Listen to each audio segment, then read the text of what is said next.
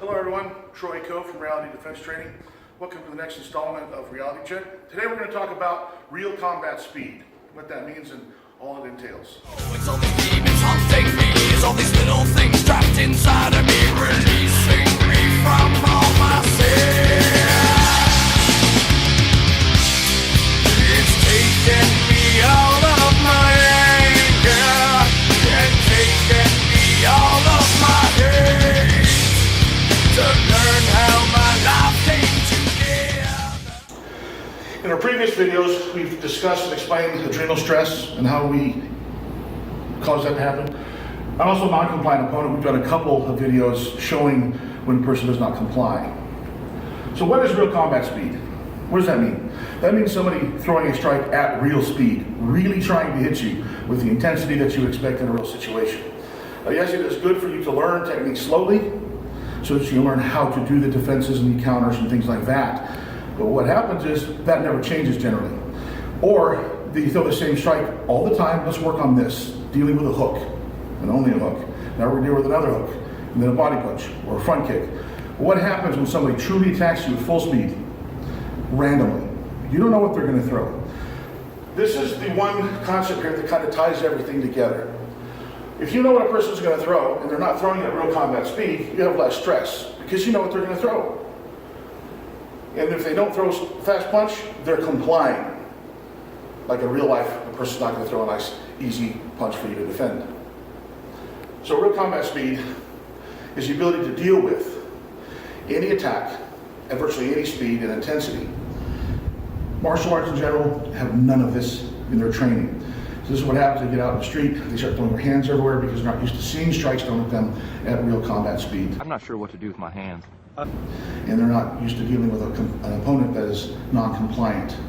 So in freestyle sparring, even though there may be rules, there's going to be some reasonable expectation that a person's going to throw something that you don't know he's going to throw, or he's not going to be ready for it.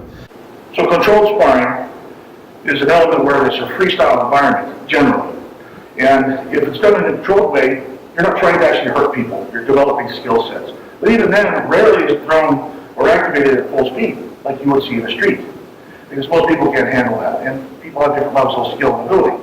But real combat speed, what this means in training, is being taught and developing and working and drilling a series of drills at full speed in a random environment. Because that's what's going to happen in the street. You have no idea what a person's going to throw at you.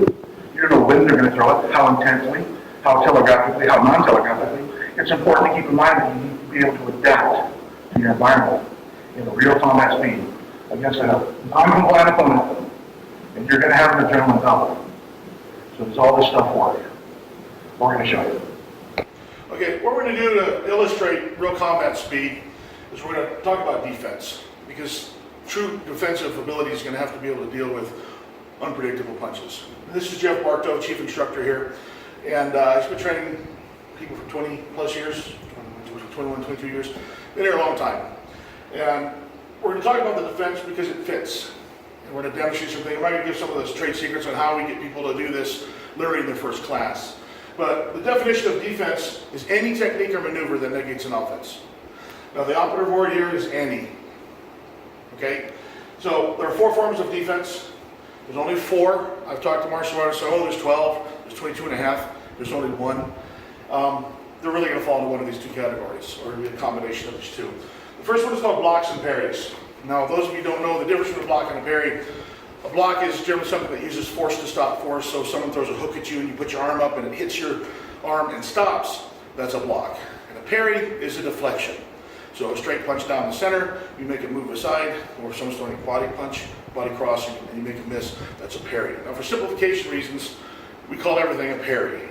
Technically an outside parry is a block, but I don't want people to get confused with the semantics and using the words. Well, is this an outside block or parry? It doesn't really matter. We use this for the reason to simplify it, and this is the most natural form of defense. It's your technical defense, and it's the most natural form of defense. Now, if I'm talking to Stefan over here and I toss this, okay, you didn't think about catching that. Okay, did you? No, right? You toss it like this. Generally do this in class. In mid-sentence, I'll throw something to the student, and they'll catch it. Every time they'll or try to catch it. And pre-existing response pattern means that we know that there's certain things that people will already do. That being one of them. So if someone's going to try to hit you in the face, or they start, roostering up or sizing you up, you're probably not going to put your hands in your pocket. So at a minimum, you're going to be like, whoa, hey, put your hands here. And defending is more natural, not like a martial arts block or some weird thing like that. You're not going to do that. That is not natural. So this is your most natural form, and this is what we start with. So we'll demonstrate that. Also, the second is evasive footwork. Now, obviously, if I'm going to attack Jeff from this range, he's going to have more time to react than if I attack him from this range. I mean, that's just science. But there's going to be a point where the person is attacking or moving forward. Jeff may say, well, I have enough time to react.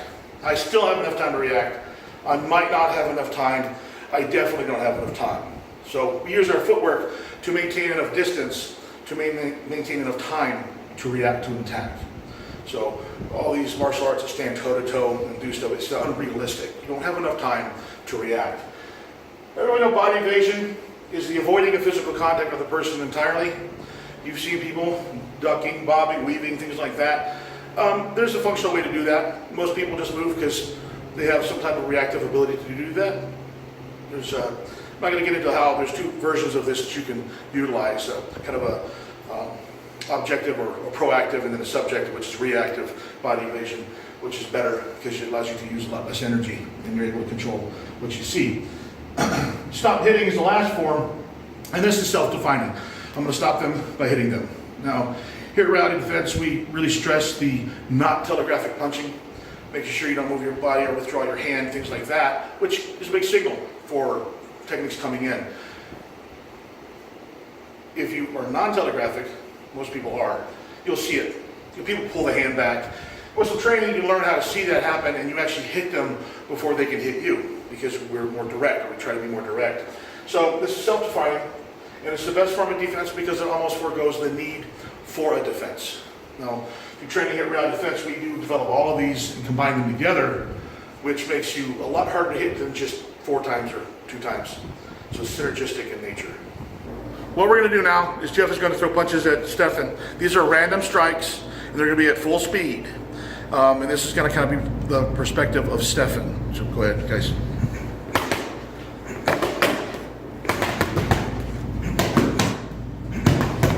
This drill is called perpetual defense.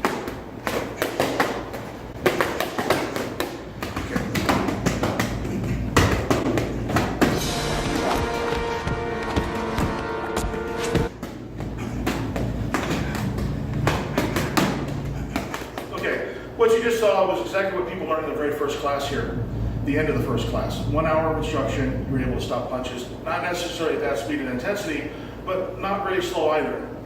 And if you live in the Phoenix area, please contact us and come in for a free class. Please like and subscribe, and share this with people. Tell people you know. I appreciate it. And if you have any questions, please put them down in the comments, and we'll get back as soon as we can. Thank you.